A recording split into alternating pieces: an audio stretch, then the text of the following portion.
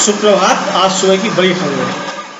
77वें स्वतंत्रता दिवस की पूर्व संध्या पर राष्ट्र के नाम अपने संबोधन में राष्ट्रपति श्रीमती द्रौपदी मुर्मू ने कहा है कि जीडीपी में उच्च वृद्धि, मुद्रास्फीति पर नियंत्रण, बड़ी संख्या में लोगों को गरीबी से बाहर निकालकर देश सभी मोर्चों पर अग्रसर है। राष्ट्रपति ने कहा, जनजातीय लोगों को विकास यात्रा में शामिल कर उनकी स्थिति में सुधार लाने के लिए विशेष कार्यक्रम चलाया जा रहा है। प्रधानमंत्री नरेंद्र मोदी आज लाल किले की प्राचीर से राष्ट्रीय ध्वज फहराएंगे और राष्ट्र को संबोधित करेंगे।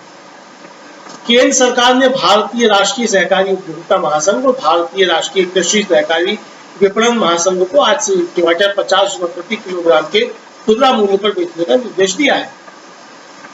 कल सुप्रीम कोर्ट ने कहा कि सिर्फ 1 लाख रुपए का जुर्माना उन टेलीविजन चैनलों के लिए कुछ भी नहीं है जो प्रसारण के दौरान अनैतिक आचरण करते हैं, और यह जुर्माना आदर्श रूप से मीडिया आउटलेट्स द्वारा पूरे शो से होने वाले मुनाफे से अधिक होना चाहिए।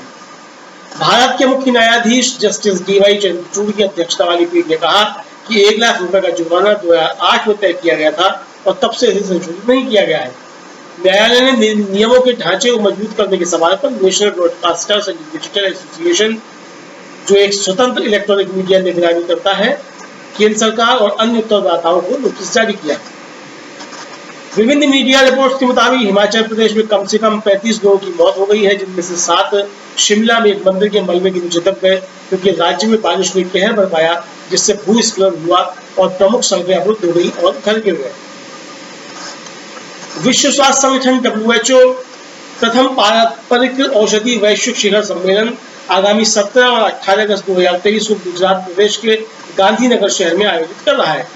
भारत सरकार की सहमेजबानी में हो रहे इस सम्मेलन में स्वास्थ्य चुनौतियों का सामना करने के लिए वैश्विक स्वास्थ्य एवं टिकाऊ विकास में प्रगति को आगे बढ़ाने में पारंपरिक, अनुपूरक और एकीकृत औषधि की भूमिका पर चर्चा होगी। नियंत्रक एवं महालेखा परीक्षक CAG ने संसद में अपनी रिपोर्ट में बड़ी कई परियोजनाओं में कथित अनियमितताओं को उजागर किया है, जिसको लेकर कांग्रेस ने कहा है कि क्या प्रधानमंत्री नरेंद्र मोदी इसका जवाब देंगे। उन्होंने सवाल किया कि क्या PM में अपनी सरकार और मंत्रियों के भ्रष्टाचार को उजागर करने का साहस है।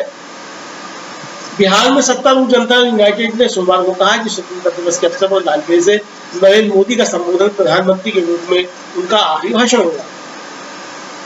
केरल में स्कूल के पाठ्यक्रम में पोक्सो कानून की जानकारी शामिल होगी। मीडिया रिपोर्ट्स के मुताबिक राज्य शैक्षिक अनुसंधान एवं प्रशिक्षण परिषद में केरल उच्च न्यायालय को बताया है कि यौन अपराधों से बच्चों की सुरक्षा अधिनियम 2012 पोक्सो अधिनियम के बारे में जागरूकता को अगले शैक्षणिक वर्ष से स्कूली पाठ्यक्रम का हिस्सा बनाया जाएगा।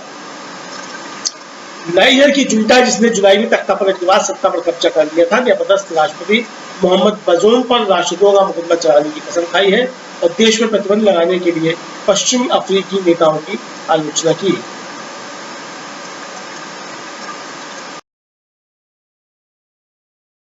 अब बात आज सबसे बड़ी खबर की। राहुल गांधी ने आज एक बार फिर सबको चौंका दिया जब वो दिल्ली के ओखला इंडस्ट्रियल क्षेत्र में पहुंच गए। ओखला में वो करीब आधे घंटे रुके और लोगों से बातचीत की। इस दौरान उनके साथ काफी ज्यादा सुरक्षा बलों का घेरा था। राहुल गांधी की इस विजिट ने बीजेपी को भी परेशान कर दिया है। क्या है पूरी खबर, देखते हैं ये रिपोर्ट। कांग्रेस के पूर्व अध्यक्ष और सांसद राहुल गांधी लगातार किसी न किसी नए क्षेत्र में पहुंचकर लोगों से जमीनी हालात जानने में जुटे हैं। इसी कड़ी में आज वो दिल्ली के ओखला औद्योगिक क्षेत्र के फेज 1 इलाके में मौजूद एक मोटरसाइकिल वर्कशॉप पे पहुंचे। राहुल गांधी वहां करीब आधे घंटे तक रुके। इस दौरान उन्होंने लोगों से बातचीत की, उनके काम के बारे में जानकारी हासिल की और हर दिन आने वाली छोटी छोटी समस्याओं पर बात भी की। उन्होंने वहां मौजूद लोगों से भारत जोड़ो यात्रा के बारे में भी चर्चा की। उन्होंने लोगों से जाना कि उनके नजरिए से भारत जोड़ो यात्रा कैसी रही। आपको बता दें, राहुल गांधी अपनी भारत जोड़ो यात्रा पार्ट 2 की तैयारियों को अंतिम रूप देने में लगे हुए हैं और ऐसे में यहाँ यात्रा को लेकर लोगों से बात करना इस बात का संकेत दे रहा है कि राहुल गांधी यात्रा 2 को लेकर अभी लोगों में जोश और जिज्ञासा पैदा कर रहे हैं। राहुल गांधी की ओखला की वर्कशॉप में आने की बात लोगों को पता चली तो वहां हजारों की संख्या में भीड़ इकट्ठा हो गई। लोग कांग्रेस नेता की एक झलक पाने के लिए बेताब दिखे। वहां मौजूद लोगों से राहुल गांधी ने हाथ मिलाया। इस दौरान वहां लगातार राहुल गांधी जिंदाबाद के नारे लगते रहे। इससे पहले राहुल गांधी 1 अगस्त की सुबह 4 बजे सब्जी मंडी आजादपुर पहुंचे थे। मंडी में उन्होंने विक्रेताओं और ग्राहकों से फल और सब्जी की बढ़ती कीमतों पर बात भी की थी। इससे कुछ दिन पहले राहुल गांधी सोनीपत में किसानों के खेतों में पहुंचकर धान रोपते नजर आए थे।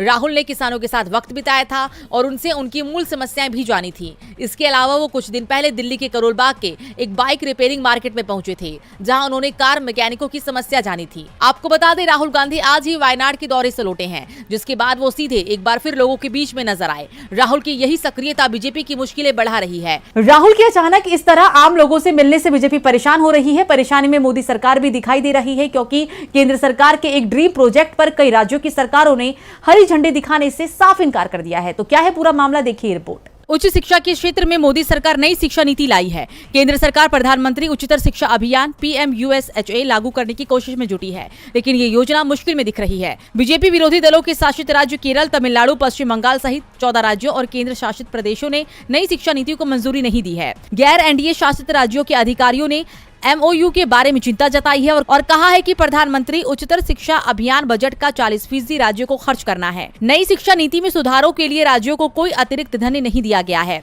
ऐसे में इस समझौते पर दस्तखत नहीं किया जा सकता है। केंद्र ने समझौते के अनुसार योजना में केंद्र और राज्यों के बीच 60-40 का फंडिंग विभाजन है, लेकिन राज्य 40% पैसे खर्च करने को तैयार नहीं है। दूसरी ओर केंद्र का कहना है कि वो असहमत राज्यों के साथ मतभेद दूर करने के लिए चर्चा कर रहा है। बता दें, नई शिक्षा नीति को शिक्षा व्यवस्था में सुधार के लिए लाया गया है। इस योजना में 3 साल में 13,000 करोड़ खर्च करने का अनुमान है। देश के 300 से अधिक राज्य विश्वविद्यालयों और उससे संबद्ध कॉलेजों में इसे लागू किया जाना है, लेकिन बजट को लेकर मामला फंस गया है। विश्वविद्यालय अनुदान आयोग के अध्यक्ष M जगदीश कुमार ने कहा है कि इस योजना में सभी की जरूरतों को पूरा करने की गुंजाइश है। अभी तक 22 राज्यों और केंद्र शासित प्रदेशों ने समझौता ज्ञापनों पर हस्ताक्षर किए हैं। 14 राज्यों और केंद्र शासित प्रदेशों के मतभेदों को दूर करने और NEP और PMUSHA के महत्व को बताने के लिए चर्चा जारी है और जल्दी ही उनकी समस्या को सुलझा लिया जाएगा। लेकिन जिस तरह से खर्चे को लेकर राज्य अड़ गए हैं, उससे साफ है कि PM मोदी का ये ड्रीम प्रोजेक्ट मुश्किल में फंस गया है। फिलहाल तो मामला फंसता दिखाई दे रहा है। ऐसे में मोदी सरकार के सामने मुश्किलें तो बढ़ती दिख रही है। इन मुश्किलों को कांग्रेस ने और भी ज्यादा बढ़ा दिया है। MP, राजस्थान, तेलंगाना, छत्तीसगढ़ जहां विधानसभा चुनाव होने वाले हैं, वहां बीजेपी के तमाम दिग्गज कांग्रेस में शामिल हो रहे हैं और इस बार बीजेपी को बड़ा झटका लगा है तेलंगाना में। तो किस नेता ने छोड़ी है पार्टी, देखिए ये रिपोर्ट। तेलंगाना में बीजेपी को जबरदस्त झटका लगा है। 5 बार के विधायक और पूर्व मंत्री A चंद्रशेखर ने बीजेपी से इस्तीफा दे दिया है। अपने इस्तीफे के साथ ही चंद्रशेखर ने यह भी साफ कर दिया है कि वो जल्द ही कांग्रेस पार्टी में शामिल हो जाएंगे। उनके 18 अगस्त को दिल्ली में कांग्रेस की सदस्यता लेने की संभावना है। तेलंगाना चुनावों से कुछ समय पहले ही चंद्रशेखर का इस्तीफा बीजेपी के लिए बड़े झटके के समान माना जा रहा है। चंद्रशेखर को मनाने की बीजेपी ने बहुत कोशिश की थी। बीजेपी चुनाव प्रबंधन समिति के अध्यक्ष एटाला राजेंद्र तो उन्हें मनाने के लिए घर तक पहुंच गए थे और दावा किया था कि चंद्रशेखर बीजेपी में ही रहेंगे, लेकिन अब बीजेपी की सभी कोशिशें असफल साबित हुई हैं। चंद्रशेखर ने बताया है कि उन्होंने पार्टी की सदस्यता से अपना इस्तीफा प्रदेश बीजेपी अध्यक्ष और केंद्रीय मंत्री जी किशन रेड्डी को भेज दिया है। बीजेपी से इस्तीफा देने का ऐलान करते हुए चंद्रशेखर ने पार्टी के नेतृत्व पर कई आरोप लगाए हैं। उन्होंने कहा कि बीजेपी और राज्य की सत्ताधारी पार्टी BRS आपस में मिले हुए हैं। केंद्र की बीजेपी सरकार KCR सरकार की मदद कर रही है। दोनों के बीच में कई मामलों पर सहमति है। खासतौर पर कांग्रेस पार्टी के खिलाफ बीजेपी और BRS ने हाथ मिला लिया है।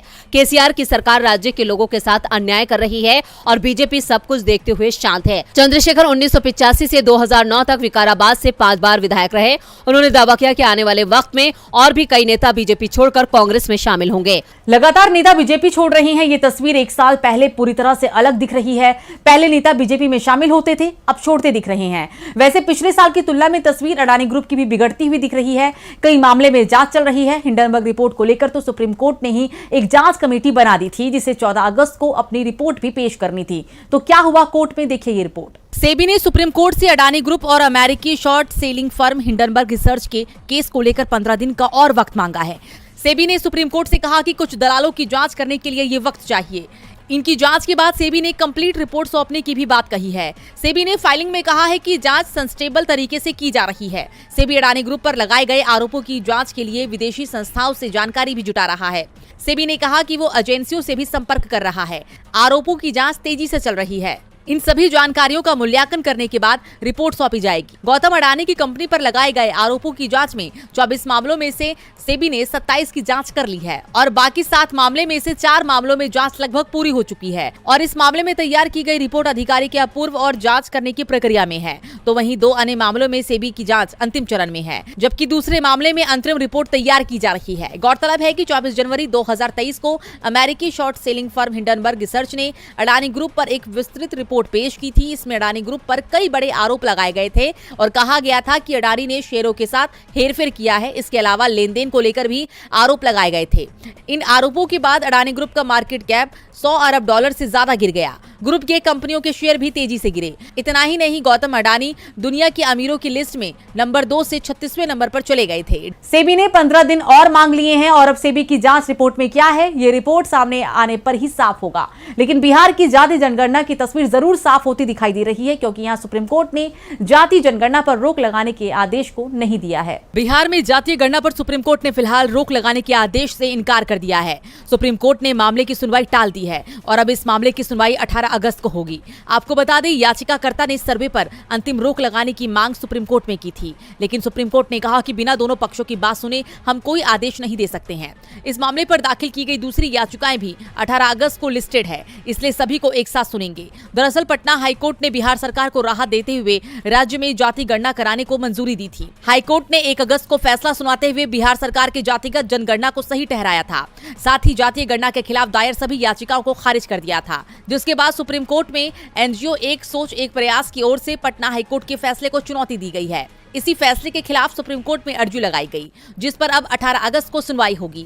बिहार की जातीय जनगणना से केंद्र की मोदी सरकार की बढ़ती परेशानी भी दिखाई दे रही है, क्योंकि जनगणना का काम पूरा होने को है और इसकी रिपोर्ट सामने आने के बाद देश भर में जातीय जनगणना की मांग और तेजी पकड़ सकती है। कई राज्यों में तो इसे राजनीतिक दलों ने बड़ा मुद्दा बनाना भी शुरू कर दिया है। बिहार सरकार को सुप्रीम कोर्ट से राहत मिली है, तो दूसरी ओर मध्य प्रदेश की बीजेपी सरकार अपने ही बुरे जाल में फंसती दिख रही है। 50% कमीशन का पोस्ट और उस पर कार्रवाई अब बीजेपी के लिए ही मुश्किल पैदा कर रहा है। तो क्यों कांग्रेस नेताओं पर एफआईआर दर्ज कर फंस गई है शिवराज सरकार, देखिए ये रिपोर्ट। मध्य प्रदेश में कांग्रेस महासचिव प्रियंका गांधी, पूर्व मुख्यमंत्री कमलनाथ सहित मध्य प्रदेश में कई दिग्गज कांग्रेस नेताओं पर एफआईआर दर्ज कर बीजेपी सरकार मुश्किल में फंस गई है। एफआईआर दर्ज होने के बाद अब कांग्रेस कार्यकर्ता सड़क पर उतर आए हैं और खुलकर बीजेपी की शिवराज सरकार पर 50% कमीशन का आरोप भी लगा रहे हैं। इंदौर, भोपाल सहित तमाम शहरों में अब कांग्रेस ने इसे लेकर पोस्टर भी लगाए हैं। तो वहीं प्रदेश के पूर्व सीएम और प्रदेश कांग्रेस अध्यक्ष कमलनाथ ने ट्वीट कर एक बार फिर से बीजेपी सरकार को घेरा है। चोरी और सीना चोरी कमीशन राज्य सरकार का मूल मंत्र बन गया है। मुख्यमंत्री रोज पूरे प्रदेश में घूमकर विकास पर भाषण देते हैं और प्रदेश का नौजवान और भविष्य के विनाश पर आंसू बहाता है। प्रदेश में 1 करोड़ से अधिक बेरोजगार नौजवान हैं, लेकिन इन्हें रोजगार की जगह नर्सिंग घोटाला, व्यापम घोटाला, पुलिस भर्ती घोटाला, पटवारी घोटाला और आयुष्मान कार्ड घोटाला मिलता है। 50% कमीशन के इस राज से विदाई के साथ ही इस घोटाला राज का भी अंत होगा, तभी प्रदेश का नौजवान निशंक होगा। तो वहीं कांग्रेस विधायक जीतू पटवारी ने भी बीजेपी पर निशाना साधा है और कहा है कि जब प्रियंका गांधी, कमलनाथ और हमारे साथियों ने कहा कि मध्य प्रदेश में 50% कमीशन की सरकार है, तो सीएम शिवराज तिलमिला गए और एफआईआर करवा दी। आज यहाँ कोई ऐसा विभाग नहीं है जहाँ ट्रांसफर पोस्टिंग के लिए पैसे नहीं लिए जा रहे हों। आज मध्य प्रदेश कमीशन के महाजाल से जूझ रहा है, यानी कांग्रेस नेताओं पर एफआईआर दर्ज कराकर अब बीजेपी बुरी तरह से फंसती हुई दिख रही है और 50% कमीशन सरकार का मामला